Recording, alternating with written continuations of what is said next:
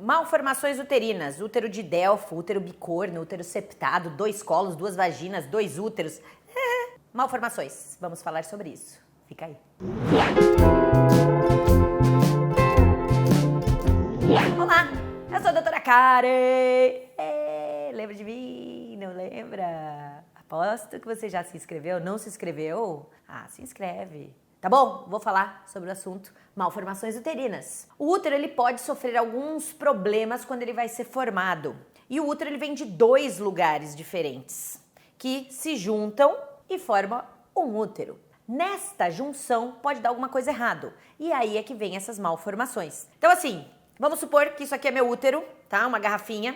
Aqui o colo e pra cá saem as trompas. Então, quando eu tenho um útero mal formado, geralmente eu tenho essa não formação desse pedaço aqui. Então, se eu tenho um útero que é septado, ou seja, ele tem um septo no meio, então ele divide a parte direita da parte esquerda.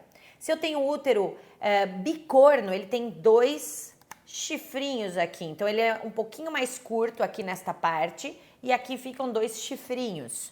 Eu tenho o útero de Delfo, que é aquele útero que são 2. Na verdade, tem uma parede aqui e aí vira um útero para cá, um útero para lá. E às vezes o colo também divide e aí viram 2 colos. Então sempre é uma tendência a ver se teve a junção ou não direito. Já me falaram algumas vezes sobre útero infantil, que seria um útero hipoplásico, um útero menos desenvolvido. Todas essas malformações elas têm que ser investigadas. Número 1, exame mais fácil que tem para a gente investigar isso, um ultrassom transvaginal ou um ultrassom pélvico. O transvaginal acaba sendo bem melhor. Pega aqui de volta meu útero. Então, com o ultrassom transvaginal, geralmente a gente consegue ver melhor essas malformações e quando a gente fica na dúvida, a ressonância acaba sendo uma ótima opção para saber da diferença de útero bicorno, útero de Delfo, útero septado, qualquer um desses úteros. No exame físico, a gente geralmente consegue achar também algumas coisas. Então, por exemplo, o septo desce do útero e vai até a vagina. Então, tem casos sim de pacientes com 2 vaginas, tem casos com pacientes com 2 colos, e isso a gente consegue ver no exame físico. Então, fazendo aquele exame, o exame físico que todo mundo detesta, né? O exame ginecológico, a gente consegue ver isso melhor. E isso é ruim? Depende. Tem úteros de Delfos, que são esses que são todos separados, dá para engravidar, menstrua normal. Tem útero septado, que também engravida, menstrua, beleza? Agora, o problema é naqueles úteros que não tem saída. Então, o útero não tem nem a entrada, então não dá para chegar o espermatozoide lá, e não tem a saída, que não tem a saída da menstruação. Por isso que muitas vezes tem paciente que menstrua, mas começa a ficar com um lado mais inchado, que é o quê? O útero do lado de lá que não tem saída começa a menstruar por dentro. Isso dá dor.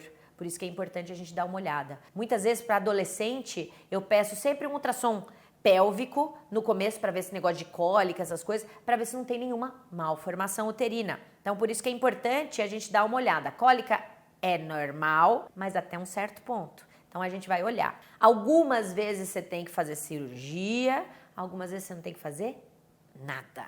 Por isso assim, o ter uma malformação uterina não quer dizer que você está fadada a um problema. Útero bicorno não é tão grave assim, dependendo do grau. Útero septado não é tão grave assim e tem como a gente tirar esse septo. Tem várias coisas que a gente consegue fazer sem precisar ser muito invasivo. E não quer dizer também que vão ser inférteis, vão ter problemas para o resto da vida, são menos mulheres do que as outras, ok? Falando do útero infantil um pouquinho, o útero infantil ele pode ser um sinal de síndrome. Não existe esse diagnóstico de útero infantil. Tem um diagnóstico de útero hipoplásico e aí geralmente essas pacientes não menstruam. Então ter só um útero pequeno não quer dizer que ele é infantil ou que ele é hipoplásico. Então é muito importante a gente ter uma noção de diagnóstico, porque eu recebo muitas pacientes lá no consultório da parte de infertilidade falando: ai doutora, eu tenho um útero infantil, acho que eu nunca vou engravidar. Não, é muito difícil a gente ter um útero infantil e é muito difícil esse útero infantil ser um problema.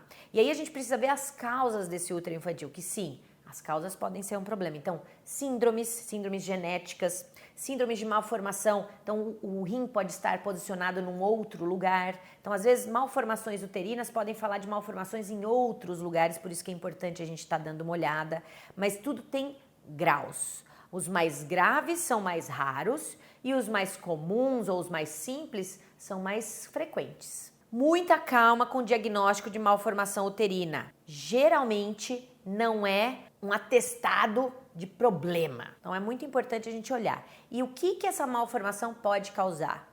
É cólica, infertilidade? X. Por isso que sempre vá no seu ginecologista, pergunte para ele tudo, tire todas as suas dúvidas. Não ficou contente? Busque uma segunda opinião, que isso é super importante. Nós mesmos, os médicos, a gente explica de um jeito que você não entendeu. E às vezes eu não vou conseguir explicar. Então é bom ir num outro lugar. Porque às vezes a outra pessoa vai falar a mesma coisa, mas de um jeito que você entenda. E é muito importante você ter uma noção do que são essas malformações e se isso realmente tem alguma repercussão, ok?